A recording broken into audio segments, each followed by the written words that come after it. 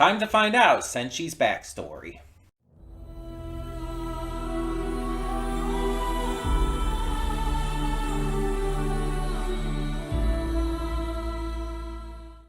Hey everyone, welcome to Princess of Gay. I'm your host Connie, and today we are here with the final two episodes of Season 1 of Delicious in Dungeon, episodes 23 and 24. So yeah, we're finishing off the season today. We're doing the final two episodes, and I'm actually pre-recording this on Monday because just it makes things easier for me with this shortened different week and everything, because of Youmacon this weekend and everything after, the Halloween special basically being canceled for the week, to take a little post-Halloween break and all because of the weekend, and because I'm not going to be around to be able to record or upload things. But you get the gist. So, yeah. We are going to be doing these last two episodes, and again, I'm just recording them the day before instead. But you're still seeing this on Tuesday. And last we left off, we were about to find out from Senshi what the deal was with the timeline of things, because he apparently discovered the dungeon prior to everyone else, like a couple years prior. And that raises questions about Senshi's backstory, because it's something we haven't really heard about. We don't know much about Senshi, and neither does the party. And so now we're going to find everything out after the entire Griffin incident. We also have the fact that back at the Pocket Dimension village and everything, the Mad Mage has appeared and is probably going to kill the Lord Delgal's grandson. So that's fun. Yeah. I don't know exactly how these last two episodes are going to go, like, besides just revealing Senshi's past and more of that. But I'm very curious as to, like, how this finale is going to feel like a finale. Because so far, it's like, if it's just the backstory with Senshi, I don't really think that's very finale worthy. You know what I mean? I don't know. Maybe we'll see. We'll see. Hopefully this ends up being super entertaining and a good way to close this out. But it might also just be a very slow and weak and gentle finale compared to what it could be. I don't know. I don't know what to expect, really. But hopefully it's good, at least. That's definitely my wish here. I don't know what to expect, so we're just going to go right into this and hope for the best. Let's see what we have in store. Cutting in here real quick to remind you of all the awesome content we have on the channel. Between Monday and Friday, we have a plethora of awesome series reactions, with 2 on Wednesday. We also have movie reactions every Saturday and Sunday. I do pre-record them during the week, but upload them on the weekend. And don't forget all of the awesome gaming content we have on the Princess of Gaming channel. We have Baldur's Gate 3 every single day, Horizon Forbidden West every Monday, Tuesday, Thursday, and Friday. We have Beyond Two Souls on Wednesdays and Sundays, and on Saturdays we have Poppy Playtime. And don't forget to follow the link in the description below to today's reaction. I redirect all reactions just due to copyright, you know how it is. And on top of that, don't forget to subscribe to the channel and like this video for more awesome content such as this. Thank you so much for tuning in. Let's get started on today's reaction. And we are back, and we'll begin with spoilers in 3, 2, 1, now. So, this finale gave us more of Senshi's backstory, had the race swap, and created a plan and set up for season 2, and for specifically saving Fallon. Those were the 3 main points of interest, the main things that this 2-part finale, and I very much consider this a 2-parter with how it went. Almost maybe a 3-parter if you count last episode as well, with starting off with Senshi stuff and including in the Griffin battle. But I think it's these two are more directly connected than the one before was as well. Either way, um, there was no like huge level of action. There was like the gargoyles fighting them and everything, and it wasn't really like this hugely impressive battle. Even if you include the Griffin, it's like that was a little more impressive for sure, but it still wasn't like this big finale battle. You know what I mean? This finale was very low key. And I don't mean that as in necessarily a bad way, because finales for seasons ending off semi nicely is not necessarily a bad thing. It's unusual, but it's not a bad thing. Usually a lot of finales like to end off on like some big event happening, some big revelation, some big climactic battle, some kind of like intense moment and stuff like that, a cliffhanger sometimes, sometimes a blend of this kind of stuff. A lot of season finales don't end off like super casually like this one does. And so I kind of dig it when a series does go that route, as long as it does it right. And I think that this finale did fully capture what this series is about. We included multiple examples of the cooking. We had the like ridiculous shenanigans that these characters get into, some emotional stuff related to the core story and conflict, as well as, you know, the standard dungeon fare that we've come to know with this series. It kind of encapsulates everything. Again, there's not as much of the intense action in these two episodes, but otherwise it's like, yeah, this was delicious in dungeon. And again, there's so much setup for next season that it really gets us excited for what's to come. It whets our appetites. I definitely after this though think that there's only going to be two seasons. I can't see there being more than two, unless they like do like shorter seasons and do like 12 or 13 episodes for season 2 and then 12 or 13 for season 3. That's the only way. But if they have another 24 to 26 episode season, 2 core season for season 2, that's all there's going to be. I'm convinced of that. Cuz I just can't see the story continuing on that much further. Like we're setting up for the end game already. There just really can't be that much more. Um, but yeah, I like what this did. I like again the different stuff we found out about Senshi and just how we got to the conclusion of having to eat Fallon of all fucking things. But the thing is, they kind of like brought up, it's like, oh yeah, this is kind of what we've been doing this entire time. This kind of makes sense.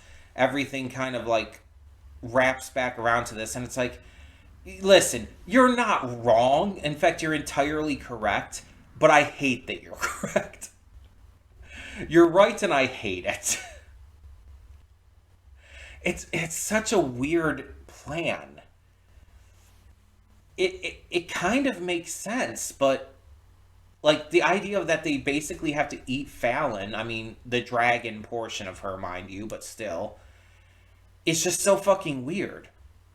And they have to get together like everyone they've met and possibly these elves as well as the next party they would need to add to it.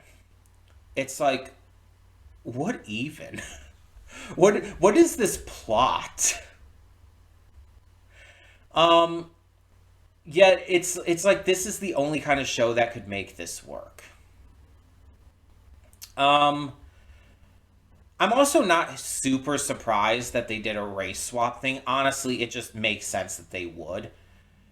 And it kind of goes with like a few episodes back when they did the the clones, the fakes, the copycats and all. all like in different styles and whatnot, looking very differently from each other. It's kind of similar to that, just like actively different races with racial abilities and stuff like that this time. And it's a really interesting concept to do like a race swap or anything, because usually in a lot of media that's done for like, oh, now we're going to understand each other better. We're going to understand each other's limits and everything. And I don't know if they're going to go down that route, but that would be interesting. But I also think it would be really funny is if they just didn't. If they continued to complain about each other's races and like didn't like gain some kind of understanding about each other through this. I think that would just be kind of funny. Um, Also, I love how most of them are the same except Senshi, who is just excessively different in terms of everything, not just looks, but personality too. Like you have Laios, who's a dwarf in this form, and he just basically looks like Laios, just squished down and a little chubby. Marcel just looks like she's been chibi-fied, and Chilchuck looks like he's been stretched out and given 5 o'clock shadow. It's like they still very much look like themselves. Izutsumi is goes from being a cat human hybrid half beast man person thing, you know what I mean, to being like a full kobold, full dog, and it's like, okay, so that's very different, but still kind of you get the same vibe. But then there's Senshi.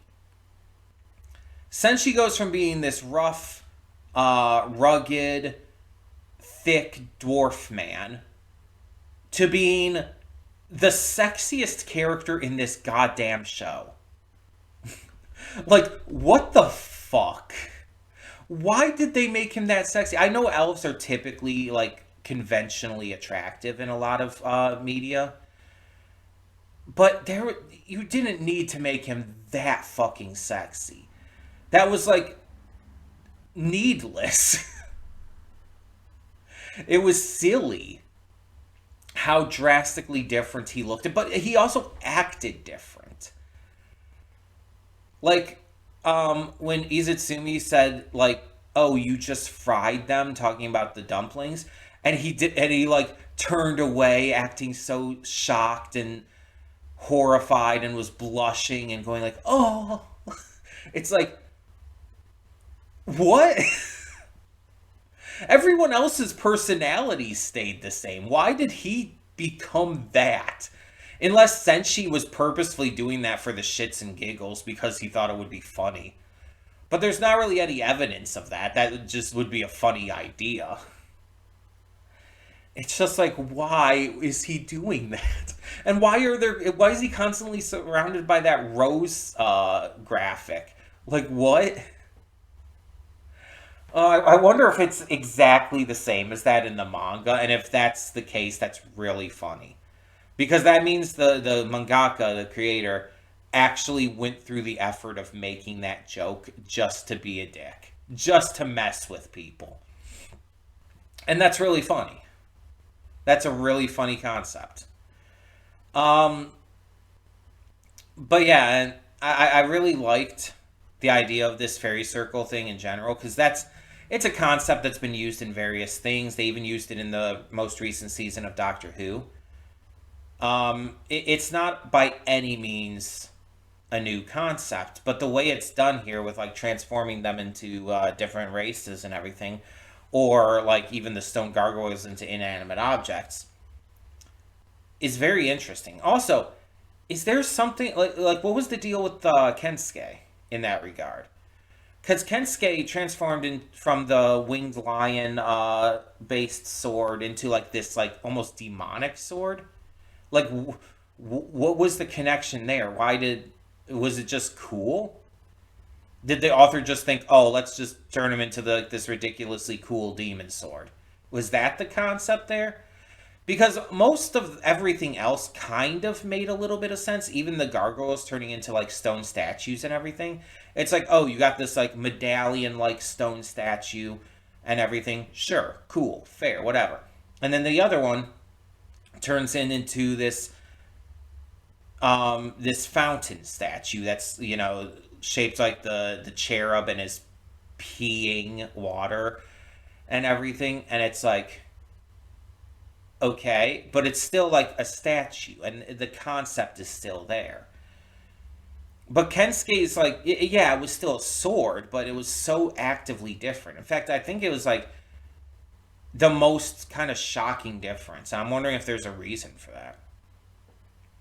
But we got to see a little bit of what everyone else is doing at the end too. We see like Namari and Kabru coming into the dungeon and everything. Shuro as well, leading the elves. We saw Fallon hanging out with the Mad Mage, and him like slapping her when she tried to eat the walking mushroom. That's really funny to me. But yeah, again, with the setups for what's to come and all. And I still think, especially since we didn't see him again at the end, like we saw these other characters, I think he's dead. I think the Mad Mage, I think Thistle killed him. It makes sense to me at this point. I feel like season two is going to be a lot more story heavy than even the second half of this season was, and I feel like it's going to get a lot more intense. And I feel like that's why them ending at the point they did with this more casual close to the season also can make a lot of sense and probably works better, because the story is, I think it's just about to go into overdrive, and ending on like this more casual moment is probably just smart, considering it probably just works a lot better than if you went on like a little longer or a little shorter than this. So yeah, I think that this makes a lot of sense. The only other part I could have seen this ending on would be like, oh, Senchi's like, I'm about to tell my story. This is who I am. This is how I got here, and then end it and start season two with that, with the story.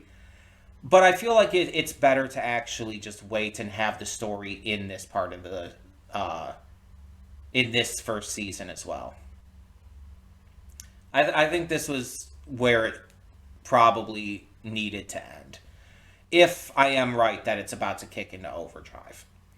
But that leads us into a replacement. So for our Tuesday show, we need another replacement, and this is a first impression. Delicious in Dungeon was a first impression, so we're going to replace it with a first impression.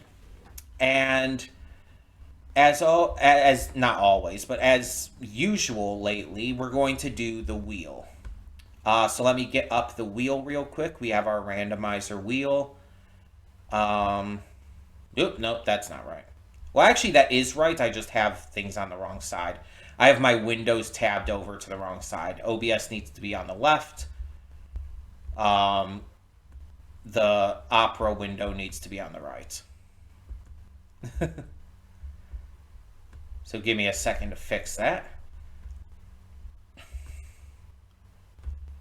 Okay, so here we go. So this is all first impression stuff. Let me go over exactly what we have on here. So we have BoJack Horseman, Agent Carter, Orb on the Movement of the Earth, TMNT 2012, Metallic Rouge, Sonic Prime, Doctor Stone Season 2, Sword Art Online Alternative Season 2, Shikanoko, X-Men 97, Heavenly Delusion, Show by Rock, Carol and the End of the World, Blue Eye Samurai, Call of the Night, and Tales of the TMNT. So we have a big wheel this time, a lot of different options. And there's a couple on here that I personally would like to get to the most, but we're leaving it up to chance. And I know there's ones up here that different viewers might want me to get to more than others. But like I said, we're leaving it to chance. We're going to keep it completely fair here on this one. Because I've been choosing a few things lately as well. There's been a few replacements that I've just personally chosen. So we're going to definitely bring back the wheel for this one. And let's see what it gives us. What are we going to replace Delicious in Dungeon with for now? There's a lot of options. What are we going to get? Did it cross over? It did. Carol and the End of the World is our winner. I couldn't tell if it crossed over to Carol and the End of the World or if it was on Show by Rock or not still. So yeah, this is one I've been really excited to get back to. Let me bring this down real quick. I've been waiting to get back to this one and trying to figure out like a good point to get to it or a good point to, try to force it in maybe. But instead, we just get it with the wheel, and I'm good with that. This is one, if you remember right, the first episode was exceptional to me. It like impressed me on a level that I just wasn't expecting, and I'm super excited to get back to this. This could be a dark horse out of nowhere to be one of my favorites that I've reacted to this year. This could easily become one of my favorite shows for 2024 for me. So yeah, that's going to replace Delicious in Dungeon starting next week. Since we're coming back from our break on Monday and everything, because it's basically only the weekend that we're having this break. But yeah, Thursday after the special is put up through Sunday. So yeah, Carol and the End of the World starts next Tuesday. I'm very very excited. The episode one reaction is still on the channel if you want to check that out. You can check that out again. Get caught up again. I'll probably try to watch the first episode again at some point, or at least read a synopsis so I can just catch up myself, remember everything that happened. And yeah, we'll be good. I'm very, very excited for this one. I'm glad this one got it. This was one of the ones on the list that I was really hoping it would land on. um, so yeah, completely fair, completely randomized. You can't blame me if your favorite on the list, the one you were most excited for, wasn't chosen. You can't blame me. It was randomized. But I hope you're all excited for this. I hope you all really enjoy Delicious in Dungeon. Tell me your thoughts on these final two episodes of season one. And when season two comes along, we will absolutely react to it. Like, that's not a question. I really loved this series. And I really loved the dub voices. Like, this is one of the best dubs, I would say, in recent memory for me. Like, the dub voicing is just so damn good. And again, I've heard the sub voicing, and it's fine. I have no issue with it, but I vastly prefer the dubs. Not just because of Emily Rudd being in it, not just because of Sungwon Cho. It's not because of any specific VAs in it, but it's because of their performances and just how fucking good all of them did. Every single one. So, yeah. Tell me your thoughts down below. And for now, thank you so much for tuning in. I'm Connie, and I'm signing off. See y'all next time.